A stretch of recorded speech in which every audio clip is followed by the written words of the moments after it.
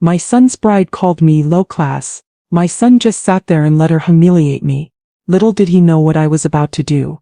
I calmly approached the stage and his jaw dropped. Before we continue, I just want to say thank you for taking the time to hear my story. If you're comfortable, let me know where you're listening from, and what time it is where you are. Now let me tell you my story. The crystal chandeliers of the Magnolia Country Club cast soft light over the rehearsal dinner, making everything look elegant and expensive and exactly like the world I'd never been invited into until tonight. I sat at table 7, not the head table where my son Derek sat with his bride-to-be Madison and her parents, but table 7 with people I'd never met, people who'd introduced themselves politely and then turned away to talk among themselves about golf handicaps and summer homes in Hilton Head. I was wearing my best dress, a beautiful deep purple sheath I'd bought at Nordstrom specifically for this weekend, had it tailored to fit perfectly, paired it with elegant heels and the pearl earrings my late husband Marcus had given me for our 20th anniversary. I thought I looked nice, dignified, appropriate. But when I'd arrived an hour ago, Madison's mother Patricia had looked me up and down and said, with a smile that didn't reach her eyes, "Oh Vivian, how colorful. We usually do more understated tones for these events, but I suppose everyone has their own interpretation of formal wear." That should have been my first warning of how this evening would go. Now I sat at table 7, picking at my filet mignon, listening to Madison's father Robert give a toast at the microphone. And we are so thrilled to welcome Derek into our family. The Montgomery family has been part of Charlotte's society for 4 generations, and we pride ourselves on our values, our traditions, and our commitment to excellence. Derek is joining a real family now, a family with class and breeding, where education and refinement matter. The implication hung in the air like smoke. Derek's own family, my family, lacked all of those things. I glanced at Derek. He was smiling, nodding along, looking proud to be welcomed into this real family. My son, the boy I'd raised alone after his father died, the boy I'd worked myself to exhaustion for, the boy I'd sacrificed everything to give a better life than I'd had. And he was smiling while these people implied his own family wasn't real, wasn't classy, wasn't good enough. Robert finished his toast to polite applause. Then Madison stood up, champagne glass in hand, looking radiant in her white rehearsal dress that probably cost more than my monthly mortgage payment. "I just want to add," Madison said, her voice carrying across the room, "that I'm so grateful Derek's mother could be here tonight even though she's from a different background than what we're used to." Scattered laughter from her side of the room. It's sweet that she tried to dress up for the occasion, even if the results are a bit, how do I put this nicely, low class. More laughter, louder this time. But that's okay, we welcome everyone here, no matter where they come from. That's what makes us such a class act, right? She raised her glass, people clinked glasses and drank. Low class. She'd called me low class. In front of 200 people. At my own son's rehearsal dinner. I looked at Derek, waiting for him to stand up, to say something, to defend me, to tell his bride-to-be that you don't talk about his mother that way. He looked down at his plate. His face was red. His jaw was tight. But he said nothing. He just sat there while the woman he was marrying humiliated his mother, and he did absolutely nothing. I felt something crack inside my chest, not my heart breaking but something colder, something harder, like ice forming over water. I stood up carefully, smoothed my low-class purple dress, and excused myself. "Where are you going?" one of the women at my table asked. "Powder room," I said with a smile. "I'll be right back." I walked across that country club dining room with my head high and my shoulders back, feeling every eye on me, hearing the whispered conversations starting up in my wake. The bathroom was all marble and gold fixtures and orchids in crystal vases. I locked myself in a stall and I let myself feel it for exactly 2 minutes. The humiliation, the rage, the disappointment in my son. Then I came out, washed my hands, looked at myself in the mirror. I saw a 66-year-old black woman who'd been called low class by people who wouldn't have survived 1 week of the poverty I'd been born into. And I remembered exactly who I was, what I'd built, what I'd overcome, what I'd sacrificed. I reapplied my lipstick, straightened my shoulders and made a decision.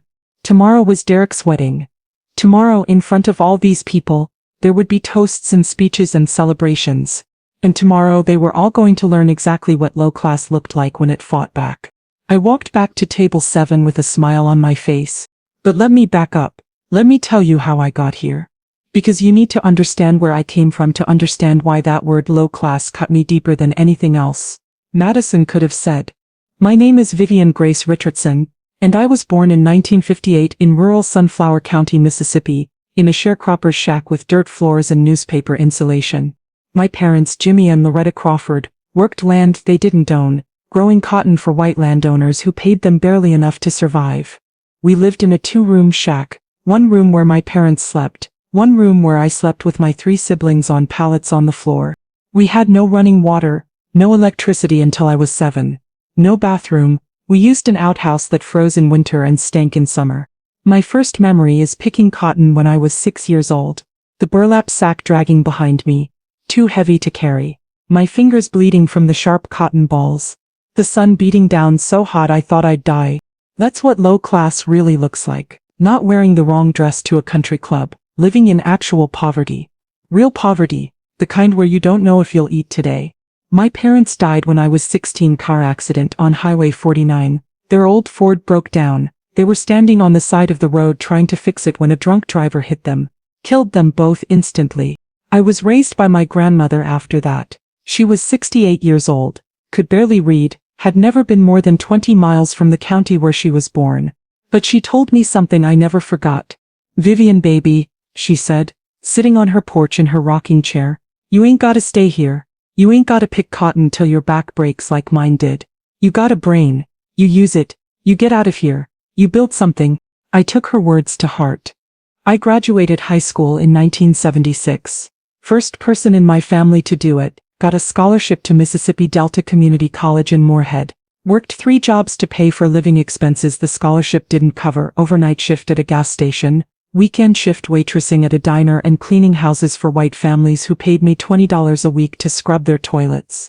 I transferred to Jackson State University after 2 years. Majored in business administration.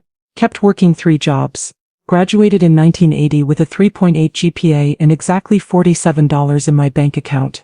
I moved to Charlotte, North Carolina because I'd heard there were banking jobs there, heard it was a city where black folks could build something if they worked hard enough. I got hired as a teller at First Union Bank in 1980. Starting salary $12,000 a year. I was 22 years old. I'd never had a job that paid salary instead of hourly wages. I'd never had health insurance. I'd never had paid vacation. I cried in the bathroom after my first day because I couldn't believe this was my life now. I worked at that bank for 38 years. Teller to personal banker to loan officer to assistant branch manager to regional manager to vice president of commercial lending. By the time I retired in 2018, I was making $140,000 a year. Along the way I met Marcus Richardson. He was a postal worker, steady and kind, with a smile that made me feel safe for the first time since my parents died. We got married in 1982. Had our son Derek in 1984. We bought our first house in 1992, a beautiful 3-bedroom in a good neighborhood in Charlotte. Cost $95,000. We paid it off in 20 years. Marcus died in 2015. Heart attack at 63. Sudden and devastating. He left me life insurance, $120,000.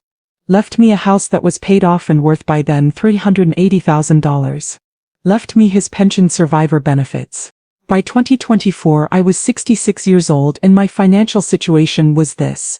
House worth $520,000. The neighborhood had appreciated significantly. $680,000 in savings and investments carefully managed over 44 years of working. Pension of $4,200 a month. Social Security of $2,100 a month. Net worth approximately $1.2 million. I'd started with nothing.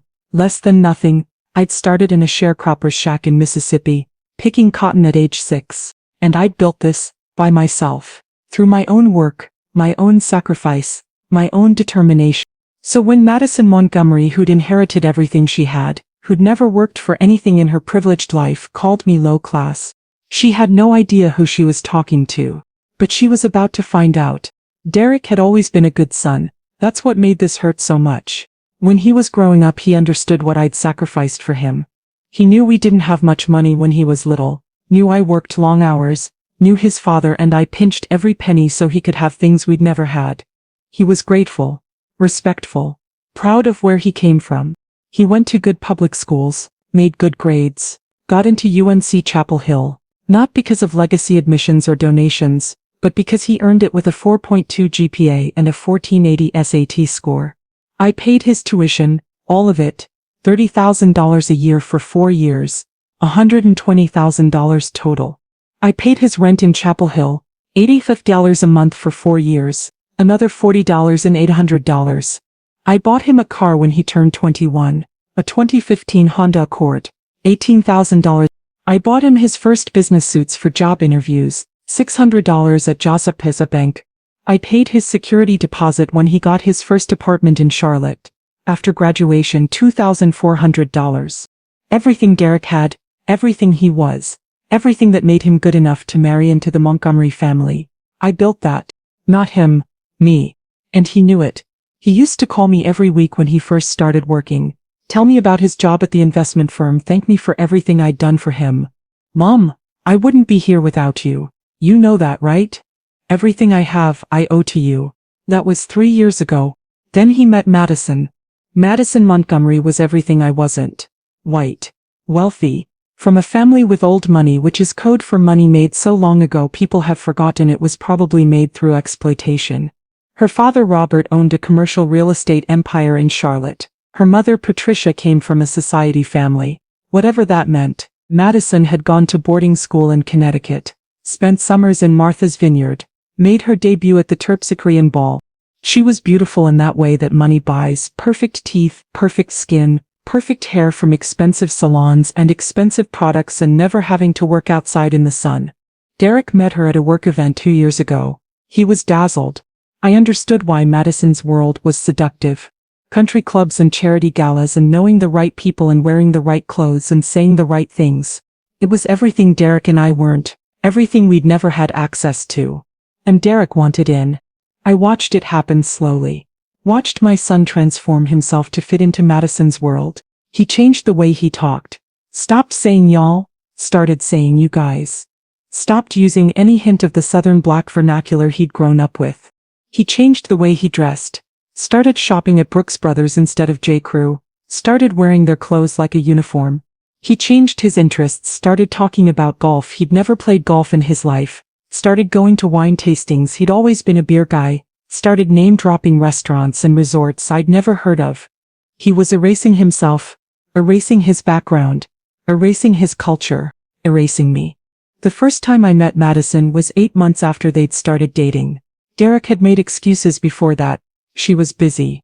She was traveling. The timing wasn't right. Finally, I insisted, Derek, you've been dating this woman for 8 months. When do I get to meet her? He brought her to my house for Sunday dinner. I cooked all afternoon, made fried chicken, collard greens, mac and cheese, cornbread, sweet potato pie, all Derek's favorites from growing up. Madison walked into my house, looked around with barely concealed distaste, and said, "Oh wow, this is so quaint. Very homey." Homey? Like that was an insult. She picked at her food during dinner. "I'm mostly plant-based now, so I can't eat most of this. Do you have any quinoa?" Quinoa. In my black southern kitchen, Derek said nothing, just ate his food and avoided my eyes. After dinner, Madison said, "Derek, we should go. I have a early morning Pureboro class." They left. I stood in my kitchen looking at all the food I'd cooked that Madison had barely touched, and I felt something shift in my relationship with my son. He called me the next day. "Mom, about yesterday, she doesn't like me." "That's not true. She comes from a different background. You have to give her time." "Different background? You mean she's white and rich and I'm black and worked my way up? Don't make this about race." "Derek, baby, it's always about race. You know that. You've known that your whole life. Why are you pretending otherwise?" "Madison's not racist. Her family isn't racist. They have certain standards. Standards I don't meet." "I didn't say that. You didn't have to. That was the beginning of the end." Derek proposed to Madison 6 months ago. I found out on Facebook. He didn't call me, didn't tell me personally, just posted a photo of them with her ring. Caption: "She said yes. Can't wait to marry my best friend." I called him. "Congratulations, baby. I'm so happy for you." "Oh yeah, Mom, thanks. Forgot to call you. It's been crazy." Forgot to call his mother to tell her he was getting engaged.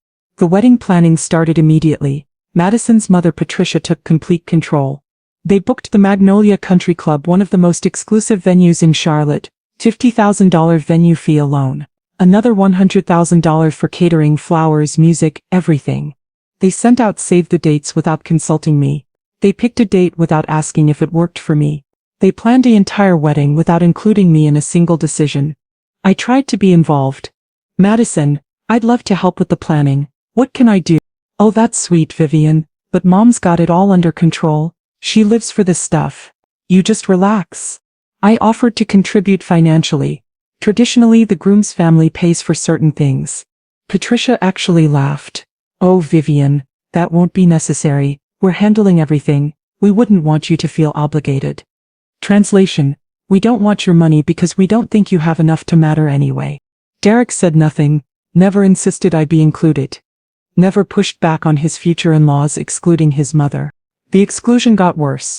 I wasn't invited to the bridal shower. Madison said it was just close friends and family. Apparently I didn't qualify. I wasn't invited to dress shopping. Patricia and Madison went alone, brought Madison's friends, didn't think to include me. I wasn't invited to the engagement party, found out about it after the fact when Derek mentioned it casually. Every time Derek had an excuse. It was just a small thing, Mom, not a big deal. They forgot to include you on the email. That's all. You would have been bored anyway. He was choosing them over me. Consistently. Constantly. And the comments from Madison got worse. At the engagement party I wasn't invited to but showed up to anyway. Derek, does your mom know which fork to use? Maybe we should do a practice dinner before the rehearsal dinner? At the cake tasting I insisted on attending. I hope you're not planning to request red velvet cake. Keep the collard greens at home. Am I right? I hadn't mentioned any food preferences. At the florist appointment, Vivian, maybe we should go with white roses instead of purple flowers. I know purple is very urban, but we're going for elegant. Urban. She actually said urban. Every comment was a microaggression. Every interaction was a reminder that I didn't belong. And Derek said nothing. Every single time he'd laugh nervously, change the subject or make excuses for her later. She doesn't mean it that way, Mom. She's just joking around. You're being too sensitive. I wasn't being too sensitive. I was being disrespected, and my son was allowing it. The rehearsal dinner was the final straw. Patricia and Robert hosted it at their country club, the Magnolia Club, where black people weren't allowed as members until 1997, and even now there were only a handful of black members out of 800 total. I'd never been to a country club, not because I couldn't afford it. I could have joined a club if I'd wanted to, but country clubs represented something to me, something ugly from history, something that had excluded my people for generations. Walking into that club felt like walking into hostile territory. The staff were mostly black and Hispanic, serving the mostly white members. The irony wasn't lost on me. The dinner was in a private room overlooking the golf course. 200 guests, everyone dressed in expensive clothes, drinking expensive wine, talking about expensive things. I sat at table 7, not the head table where Derek sat with Madison and her parents, not even a table with Derek's friends or co-workers. Table 7, with strangers who introduced themselves politely and then ignored me. I watched the toasts begin. Robert went first with his speech about welcoming Derek into a real family with class and breeding. The implication was clear. Derek's own family lacked those things. Then Madison stood up and called me low class. In front of 200 people. And Derek said nothing. I excused myself, went to the bathroom, cried for exactly 2 minutes, and then made my decision. Tomorrow at the wedding reception, there would be toasts. The wedding planner had confirmed weeks ago that I'd be giving one. Mother of the groom traditionally speaks. I'd already written my toast. Sweet, gracious, welcoming Madison to the family, sharing stories about Derek's childhood, offering my blessings. That toast was now in the trash. Tonight, I'd be writing a different speech. One that told the truth. And I had receipts, literal receipts to back up every word.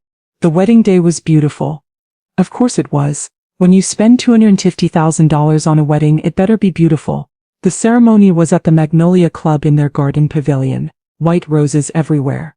String quartet playing, 200 guests in their finest. I sat in the second row. The second row. Mother of the groom traditionally sits in the front row, but Madison's parents and grandparents and various important relatives took up the entire front row on both sides. I was relegated to row 2 like an afterthought. Derek saw me as he walked down the aisle. Our eyes met. He looked guilty, but he didn't do anything about it. The ceremony was traditional, elegant, exactly what you'd expect. The minister talked about love and commitment, and two families joining together. Except only one family was really being joined. Madison's Derek was just being absorbed into it. They exchanged vows. They kissed. Everyone applauded. And then we moved to the reception in the grand ballroom. It was stunning. Crystal chandeliers, flower arrangements that probably cost more than my first car, tables set with china and crystal, and more forks than any human needed. I sat at table 12 this time, not with Derek or Madison, not with family, with some of Derek's coworkers and their spouses who didn't know me. Dinner was served filet mignon and lobster tail, because of course it was. Then the toasts began. The best man went first, then the maid of honor. Then Robert, giving another speech about his daughter marrying well, the implication being Derek had married up. Then Patricia talking about welcoming Derek into our family circle like Derek didn't have a family of his own. Then the wedding planner stepped to the microphone. And now we'll hear from the groom's mother, Vivian Richardson. I saw Madison's face fall. She turned to Derek, whispered something urgently. Derek looked panicked. They didn't know I was speaking. They'd assumed I wouldn't. Assumed I'd be too intimidated, too uncomfortable, too low class to give a speech at their fancy wedding. I stood up, smoothed my dress, a different dress than last night. This one a deep navy blue, elegant and expensive and impossible to criticize. I walked to the front of the ballroom. 200 faces turned toward me. I took the microphone. The room went quiet. Derek's jaw had dropped. He looked terrified. Good. I smiled. Calm, confident, completely in control. And then I began. Good evening. For those who don't know me, I'm Vivian Richardson, Derek's mother. I paused. Let that sink in. Some of you met me last night at the rehearsal dinner. Some of you formed opinions about me before you even spoke to me. Some of you decided I was low class based on, well, I'm not entirely sure what you based it on. My dress? My background? The color of my skin? Uncomfortable shifting in the audience. Madison's mother looked furious. I want to tell you all a story about low class, real low class, not wearing the wrong shade of purple to a country club, real poverty. I had their attention now, complete silence. I was born in 1958 in Sunflower County, Mississippi, in a sharecropper's shack with dirt floors. My parents worked land they didn't own, picking cotton for white landowners who paid them barely enough to survive. We had no running water, no electricity for the first 7 years of my life. We used an outhouse. We ate whatever we could grow or catch. I saw some faces in the audience change. Surprise, maybe shame. My first memory is picking cotton when I was 6 years old. The burlap sack was bigger than me. My fingers bled from the sharp bowls. I thought I would die from the heat. Patricia Montgomery was staring at her plate. That's low class. That's poverty. That's what it looks like when you're actually at the bottom. I pulled out my papers, the receipts I'd brought, printed and organized. But I didn't stay there. My parents died when I was 16. My grandmother raised me. She couldn't read, but she told me I could build something. So I did. Derek was frozen, staring at me. I put myself through college working 3 jobs. I became a bank teller in 1980, making $12,000 a year.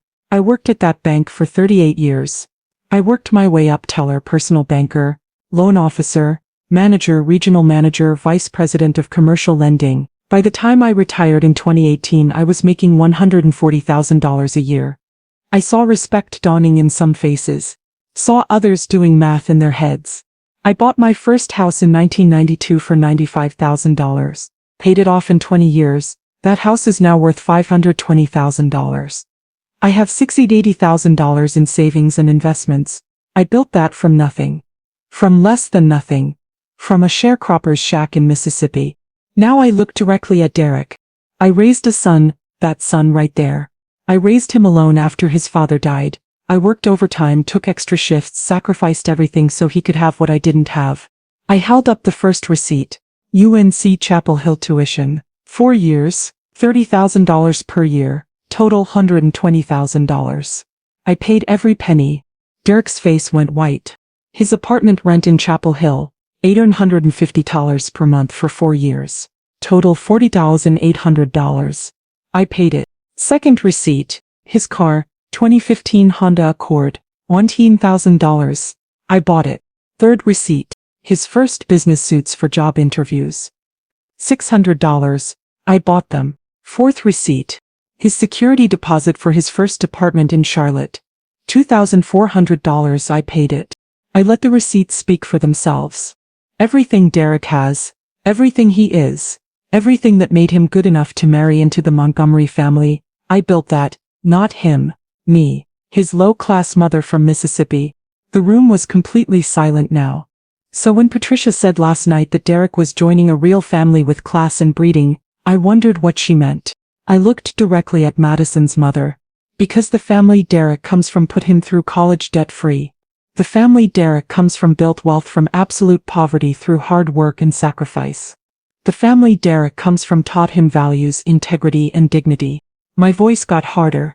What exactly is more real than that? What exactly is more classy than building everything from nothing? Than working 3 jobs to put yourself through college? Than spending 38 years climbing from bank teller to vice president? Patricia's face was red. I'll tell you what's not classy. What's not classy is inheriting your wealth and then looking down on people who had to work for theirs. What's not classy is calling someone low class because they don't come from generational wealth. What's not classy is racism disguised as concern about backgrounds and standards. Gasps from the audience. Yes, I said it. Racism. Let's be honest about what's happening here. You all looked at me, a black woman who worked her way up from poverty, and decided I was beneath you. Decided I didn't belong. Decided I was low class. I turned to Derek. And you, my son, the son I sacrificed everything for. You sat there last night and let your fiancé call your mother low class. You said nothing. You did nothing. You just looked at your plate.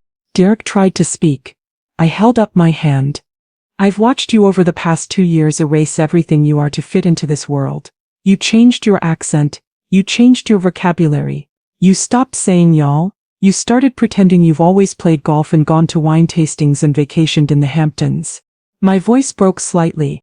You erased your culture, your background, your people. You erased me, all to fit into a world that will never fully accept you because of the color of your skin.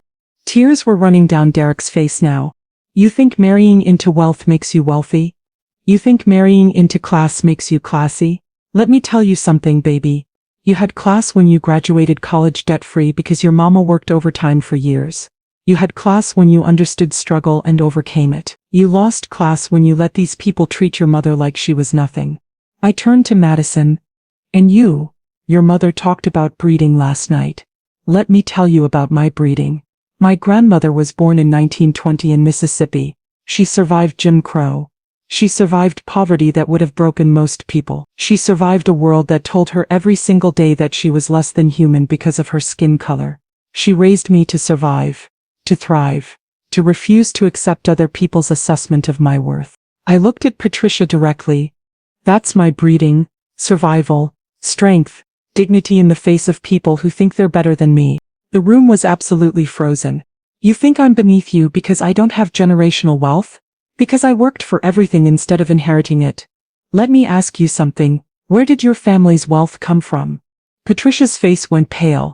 Because my family's wealth, the $1.2 million I've built, came from my labor, my sacrifice, my work. Can you say the same? Or did your family build their wealth on the backs of people who looked like me?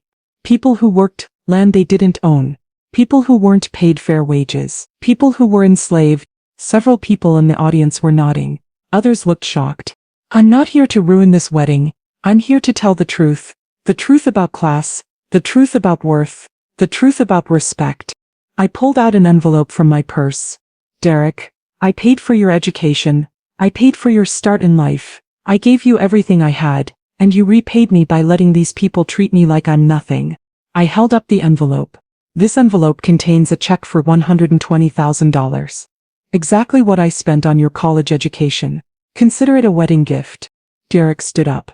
Mom, but it comes with a condition. I'm done. The room gasped. I'm done being excluded. I'm done being disrespected. I'm done being called low class by people who wouldn't have survived 1 week of the poverty I was born into.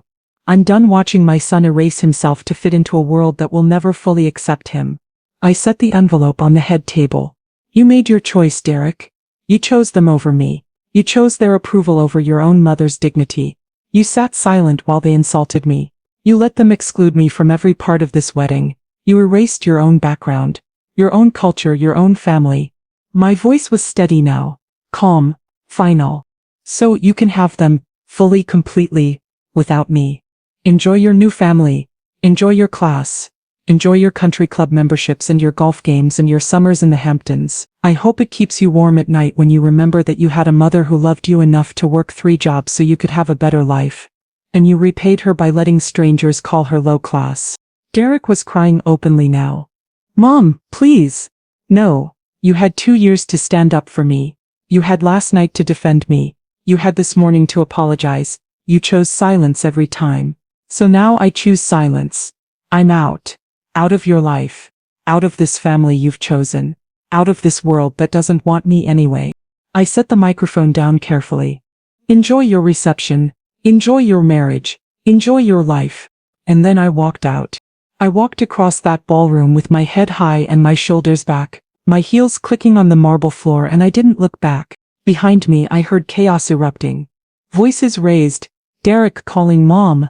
Mom, wait. I didn't wait. I walked out of the Magnolia Country Club, got in my car and drove home. I changed out of my navy dress, put on my comfortable clothes, made myself a cup of tea, sat in my living room in my house that I'd bought with my own money, and I felt peace. Real peace for the first time in 2 years. My phone started ringing. Derek. I didn't answer. It rang 47 times that night. 47 calls from Derek. I counted. I didn't answer any of them. Text messages poured in, from Derek, from people who'd been at the wedding, from Derek's friends. Mom, please call me. Mom, I'm so sorry. Mom, we need to talk. I made a terrible mistake. Please don't do this. I turned off my phone and went to bed. The next morning I woke up to 227 text messages and 63 missed calls. I also woke up to a voicemail from Patricia Montgomery's lawyer threatening to sue me for defamation and ruining their daughter's wedding. I called my own lawyer, told him about the threat. He laughed, actually laughed. Vivian, you didn't defame anyone. You told the truth. Truth is an absolute defense against defamation. They can threaten all they want. They won't sue, because if they sue, everything you said becomes part of the public record, and I don't think they want that. He was right. I never heard from their lawyer again. But the fallout was immediate and dramatic. The wedding had continued after I left, but it was ruined. Half the guests spent the rest of the reception talking about my speech instead of celebrating the marriage. The other half left early. Madison was furious, blamed Derek for not controlling his mother, blamed me for ruining her special day. Derek was devastated, kept trying to call me, kept showing up at my house. I didn't answer the door. Finally, after 2 weeks, I agreed to meet him. Public place. Neutral territory. We met at a Panera Bread. Derek looked terrible. He'd lost weight, had dark circles under his eyes. Mom, he said as soon as he sat down, I'm so sorry, for everything.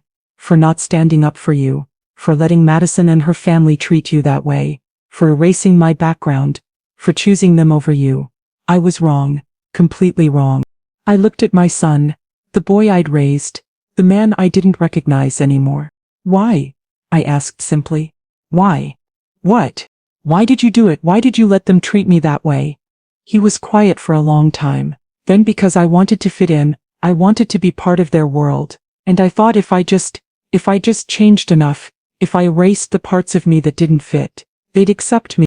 Did they? No, they didn't. Not really. I was always going to be the black guy who married up, the guy from the different background, the charity case they let into their family. And you were willing to sacrifice your own mother to try to fit into that world. Yes.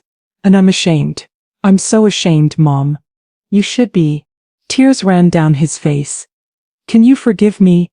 I thought about that. Really thought about it. Derek, you're my son. I love you. I will always love you.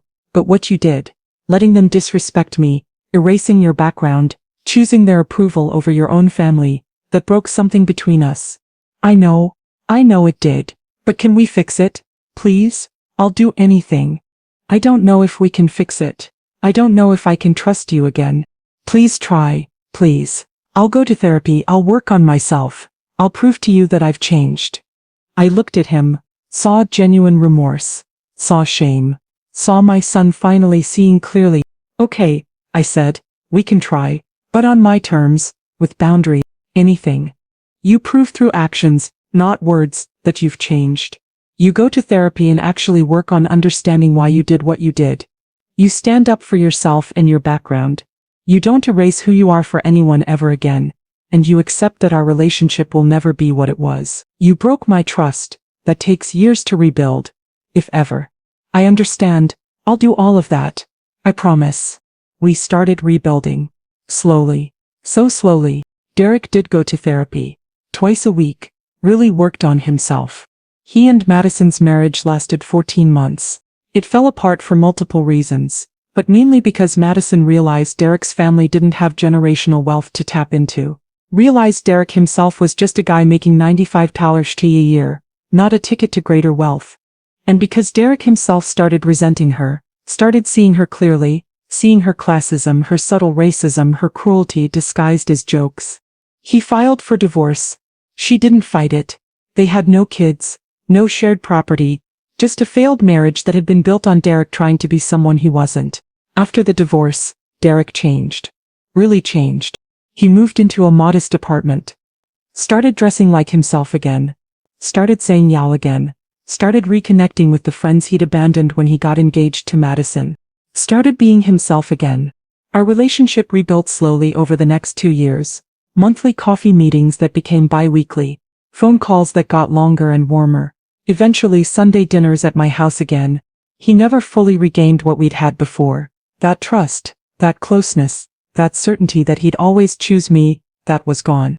But we built something new. Something more honest. Something with clearer boundaries and harder-earned respect. He told me once, about a year after the divorce, "Mom, I think I needed to lose everything to understand what really mattered. I needed to lose you, lose the marriage, lose the fantasy of being part of that world. I needed to lose it all to find myself again. And did you? Find yourself? I'm working on it. But yeah, I think so. I'm Derek Richardson, son of Vivian Richardson, grandson of sharecroppers, product of hard work and sacrifice and love. I'm not ashamed of that anymore. I'm proud of it." Good, you should be. 3 years after the wedding, I got a call from Derek. "Mom, I want to bring someone to Sunday dinner. If that's okay." Someone. Her name is Angela. She's a teacher. I've been dating her for 6 months. I think you'll like her. Is she going to call me low class? No, Mom. She's nothing like Madison. Nothing at all. He brought Angela the following Sunday. She was a beautiful black woman, warm and genuine. A third-grade teacher who grew up in Durham, daughter of a mechanic and a hairdresser. She hugged me when she met me. "Mrs. Richardson, Derek has told me so much about you. I'm honored to meet you." She ate my food with genuine enthusiasm, helped me clean up after dinner without being asked, talked about her students and her family and her dreams of opening her own school someday. She was real, authentic, kind. After she left, Derek asked, "So, what do you think?" "I think she's lovely. I think she's exactly what you need. Someone who sees you for who you really are. She knows everything. About Madison, about the wedding, about what I did to you." I told her all of it. And she said any man who would treat his mother that way had some serious work to do on himself before he'd be good enough for her. So I've been doing that work. I hugged my son. "I'm proud of you. For being honest. For growing. For finding someone who makes you be better. I learned from the best." Derek and Angela got married 2 years later. Small ceremony, 50 people at a beautiful outdoor venue. No country clubs, no pretension, just family and close friends celebrating 2 people who genuinely loved each other. Angela asked me to help plan the wedding. Asked my opinion on everything, included me in every decision. At the reception, I gave a toast. A real toast this time. About Derek's journey, about learning from mistakes. About the importance of staying true to yourself. "My son made some mistakes," I said, looking at Derek. "He lost himself for a while trying to be someone he wasn't. But he found his way back, and he found someone who loves him for exactly who he is. A man from a family of sharecroppers who became a man of character and integrity. I raised my glass to Derek and Angela. May your marriage be built on truth, respect, and never forgetting where you came from. Everyone drank to that. After the toast, Angela hugged me. Thank you for raising such a good man, for teaching him what really matters, for being the example of strength and dignity that he needed. He's still learning, but he's trying. That's all any of us can do.